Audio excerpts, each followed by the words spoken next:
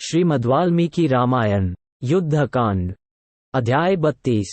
श्री राम के मारे जाने का विश्वास करके सीता का विलाप तथा रावण का सभा में जाकर मंत्रियों के सलाह से युद्ध विषयक उद्योग करना। सीता जी ने उस मस्तक और उस उत्तम धनुष को देखकर तथा हनुमान जी की कही हुई सुग्रीव के साथ मैत्री संबंध होने की बात याद करके अपने पति के जैसे ही नेत्र, मुख का वर्ण, मुखाकृति, केश, ललाट और उस सुंदर चूड़ामणिक लक्ष्य किया। इन सब चिन्हों से पति को पहचान कर वे बहुत दुखी हुई और कुर्री की भांति रो रो कर कैकेयी की निंदा करने लगी। कैकेयी, अब तुम सफल मनोरथ हो जाओ। रघुकुल को आनंदित करने वाले ये मेरे पतिदेव मारे गए। तुम स्वभाव से ही कलहकारिणी हो। तुमने समस्त रघुकुल का संहार कर डाला। आर्य श्रीराम ने कैकेयी का कौन सा अपराध किया था जिससे उसने इन्हें चीरवस्त्र देकर मेरे साथ वन में भेज दिया था। ऐसा कहकर खकी मारी तपस्विनी वैदेही बाला थर थर कांपती हुई कटी कदली के समान पृथ्वी पर गिर पड़ी। फिर 2 घड़ी में उनकी चेतना लौटी और वे विशाल लोचना सीता कुछ धीरज धारण कर उस मस्तक को अपने निकट रखकर विलाप करने लगी। हाय महाबाहो, मैं मारी गई। आप वीरव्रत का पालन करने वाले थे। आपकी इस अंतिम अवस्था को मुझे अपनी आंखों से देखना पड़ा। आपने मुझे विधवा बना दिया। स्त्री से पहले पति का मरना उसके लिए महान अनर्थकारी दोष बताया जाता है। मुझ सती साध्वी के रहते हुए मेरे सामने आप जैसे सदाचारी पति का निधन हुआ, यह मेरे लिए महान दुख की बात है। मैं महान संकट में पड़ी हूँ, शोक के समुद्र में डूबी हूँ। जो मेरा उद्धार करने के लिए उद्यत थे, उन आप जैसे वीर को भी शत्रुओं ने मार गिराया। रघुनंदना, जैसे कोई बछड़े के प्रति स्नेह से भरी हुई गाय को उस बछड़े से विलग कर दे, यही दशा मेरी सास कौसल्या की हुई है। वे दयामयी जननी आप जैसे पुत्र से बिछुड़ गई। रघुवीर, ज्योतिषियों ने तो आपकी आयु बहुत बड़ी बताई थी, किंतु उनकी बात झूठी सिद्ध हुई। रघुनंदना, आप बड़े अल्पायु निकले। अथवा बुद्धिमान होकर भी आपकी बुद्धि मारी गई। तभी तो आप सोते हुए ही शत्रु के वश में पड़ गए, अथवा ये काल ही समस्त प्राणियों के उद्भव में हेतु है। अतः वही प्राणी मात्र को पकाता है, उन्हें शुभाशुभ कर्मों के फल से संयुक्त करता है। आप तो नीति शास्त्र के विद्वान थे, संकट से बचने के उपायों को जानते थे और व्यसनों के निवारण में कुशल थे, तो भी कैसे आपको ऐसी मृत्यु प्राप्त हुई जो दूसरे किसी वीर पुरुष को प्राप्त होती नहीं देखी गई थी। कमल नयन, भीषण और अत्यंत क्रूर कालरात्रि आपको हृदय से लगाकर मुझसे हठात छीन ले गई। पुरुषोत्तम, महाबाहो, आप मुझ तपस्विनी को त्याग कर अपनी प्रियतमा नारी की भांति इस पृथ्वी का आलिंगन करके यहाँ सो रहे हैं।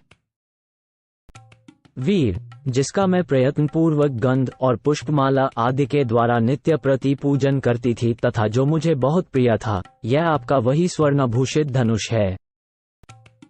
निष्पाप रघुनंदना, निश्चय ही आप स्वर्ग में जाकर मेरे श्वशुर और अपने पिता महाराज दशरथ से तथा अन्य सब पितरों से भी मिले होंगे। आप पिता की आज्ञा का पालन रूपी महान कर्म करके अद्भुत पुण्य का उपार्जन कर यहाँ से अपने उस राजर्षि कुल की उपेक्षा करके उसे छोड़कर जा रहे हैं, जो आकाश में नक्षत्र बनकर प्रकाशित होता है। आपको ऐसा नहीं करना चाहिए। राजन, आपने अपनी छोटी अवस्था में ही, जबकि मेरी भी छोटी ही अवस्था थी, मुझे पत्नी रूप में प्राप्त किया। मैं सदा आपके साथ विचरने वाली सहधर्मिणी हूँ। आप मेरी ओर क्यों नहीं देखते हैं अथवा मेरी बात का उत्तर क्यों नहीं देते हैं? काकुत्स्थ, मेरा पानी ग्रहण करते समय जो आपने प्रतिज्ञा की थी कि मैं तुम्हारे साथ धर्माचरण करूंगा, उसका स्मरण कीजिए और मुझ दुखिनी को भी साथ ही ले चलिए। गतिमानों में श्रेष्ठ रघुनंदना, आप मुझे अपने साथ वन में लाकर और यहाँ मुझ दुखिनी को छोड़कर इस लोक से परलोक को क्यों चले गए? मैंने ही अनेक मंगलमय उपचारों से सुंदर आपके जिस श्री विग्रह का आलिंगन किया था, आज उसी को मांस भक्षी हिंसक जंतु अवश्य इधर उधर घसीट रहे होंगे। आपने तो पर्याप्त दक्षिणाओं से युक्त अग्निष्टोम आदि यज्ञों द्वारा भगवान यज्ञ पुरुष की आराधना की है, फिर क्या कारण है कि अग्निहोत्र की अग्नि से दाह संस्कार का सुयोग आपको नहीं मिल रहा है? हम 3 व्यक्ति एक साथ वन में आए थे, परंतु अब शोकाकुल हुई माता कौशल्या केवल एक व्यक्ति लक्ष्मण को ही घर लौटा हुआ देख सकेंगी। उनके पूछने पर लक्ष्मण उन्हें रात्रि के समय राक्षसों के हाथ से आपके मित्र की सेना के तथा सोते हुए आपके भी वध का समाचार अवश्य सुनाएंगे।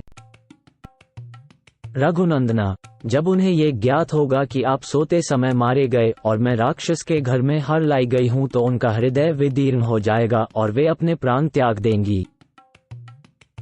हाय, मुझ अनार्या के लिए निष्पाप राजकुमार श्री राम, जो महान पराक्रमी थे, समुद्र लिंघन जैसा महान कर्म करके भी गाय की खुरी के बराबर जल में डूब गए, बिना युद्ध किए सोते समय मारे गए। हाय, दशरथ नंदन श्री राम, मुझ जैसी कुलकलंकिनी नारी को मोवश ब्याह लाए, पत्नी ही आर्यपुत्र श्री राम के लिए मृत्यु रूप बन गई। जिनके यहाँ सब लोग याचक बनकर आते थे एवं सभी अतिथि जिन्हें प्रिय थे, उन्हीं श्री राम की पत्नी होकर जो मैं आज शोक कर रही हूँ, इससे जान पड़ता है कि मैंने दूसरे जन्म में निश्चय ही उत्तम दान धर्म में बाधा डाली थी। रावण, मुझे भी श्री राम के शव के ऊपर रखकर मेरा वध करा डालो, इस प्रकार पति को पत्नी से मिला दो, यह उत्तम कल्याणकारी कार्य है, इसे अवश्य करो।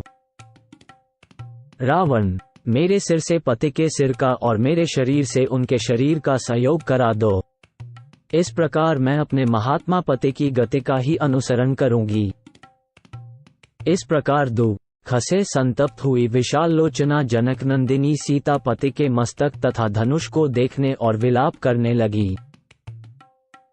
जब सीता इस तरह विलाप कर रही थी, उसी समय वहां रावण की सेना का एक राक्षस हाथ जोड़े हुए अपने स्वामी के पास आया। उसने आर्यपुत्र महाराज की जय हो कहकर रावण का अभिवादन किया और उसे प्रसन्न करके ये सूचना दी कि सेनापति प्रहस्त पधारे हैं।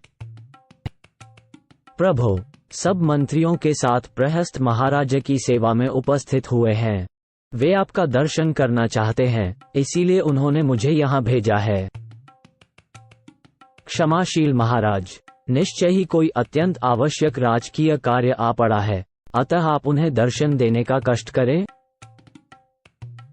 राक्षस की कही हुई यह बात सुनकर दशग्रीव रावण अशोक वाटिका छोड़कर मंत्रियों से मिलने के लिए चला गया। उसने मंत्रियों से अपने सारे कृत्य का समर्थन कराया और श्री रामचंद्र जी के पराक्रम का पता लगाकर सभा भवन में प्रवेश करके वो प्रस्तुत कार्य की व्यवस्था करने लगा। रावण के वहां से निकलते ही वो सिर और उत्तम धनुष दोनों अदृश्य हो गए। राक्षसराज रावण ने अपने उन भयानक मंत्रियों के साथ बैठकर राम के प्रति किए जाने वाले तत्कालोचित कर्तव्य का निश्चय किया।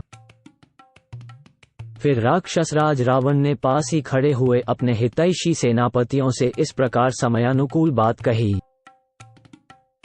तुम सब लोग शीघ्र ही डंडे से पीट पीट कर धौंसा बजाते हुए समस्त सैनिकों को एकत्र करो, परंतु उन्हें इसका कारण नहीं बताना चाहिए।